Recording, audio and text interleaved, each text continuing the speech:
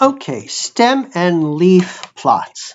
These are probably the least intuitive of the plots, and you almost never see these things. So let's use an example that you can really relate to. If you take the bus to school, you know that it takes a certain amount of time to get to school, and it's basically the same amount of time every day.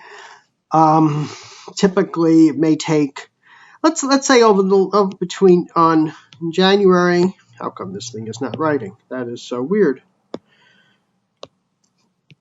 In January, you keep track of how many minutes it takes you to go to school in January, March, and February. So you got 20 days, 20 days, 20. So you have like 60 days. Okay? So the first day it takes 28 minutes to go to school. The second day it takes 31. Then it takes 35. Then it takes 38. Then it takes 35. Then it takes 32. Then it takes 31. Then it takes 34. Then it takes, that day took a while.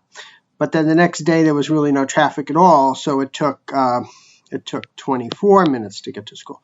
And then it took 35, and then it took 36, and then it took 37, and then it took 31, etc. So you got all these days. If you want to make a stem and leaf plot, this is how you do it. You basically say, look, it's going to take some time in the amount of time it takes is in the 20s, like 20 to 29. It's in the 30s, like 30 to 39. It's in the 40s, like 40 to 49, and it could be in the 50s. Okay? So basically, the whole purpose of this thing is to display a lot of data. I think last year the question came up, how do you display a lot of data efficiently? This is a great way to display a lot of data efficiently. So what you do is you want to just fill this out. For example, the 28th day there, you go an 8. Right? Because that means 28. Here's a 31, so you go a 1 there. Here's a 35, so you go a 5 there. Here's a 38, so you put an 8 there. Here's a 35, so you put another 5 there. Here's a 32, so you put a 2 there. Here's a 31, so you put a 1 there. Here's a 34, so you put a 4 there. Here's a 40. Oh, I guess you go like that. There's a 24, so you put like this, 24. Here's a 35, so you go 5 there. Here's a 36, you go 6 there. Here's a 37, you go 7 there. Here's a 31, you go there. Okay, so now you can see that the most often interval that you have stuff is obviously 30 minutes, right? So you got a lot of stuff clustered along 30 minutes, right? So this is a stem and leaf plot. I mean, this is it. So the advantage of it is you take a lot of data and you can clearly show it. This is what's called a non-ordered plot. Okay, if you want to see an ordered plot, first you do a non-ordered plot, and then you do the same thing. You type 20, 30, 40, and 50. Then you have to order this thing. So you got a 1, a 1, a 1, so you have to go 1, 1, 1. You've got 1, 2, so you put a 2 there. You don't have any 3s. You have a 4, so you go 4 there. Right, and then you have 1, 2, 3 5s. You've got 1, 6. You've got 1, 7. And you've got 1, 8. Maybe I made a mistake, but you get the point. 20, you go 4 and 8. Make sure you go from lowest to highest, obviously.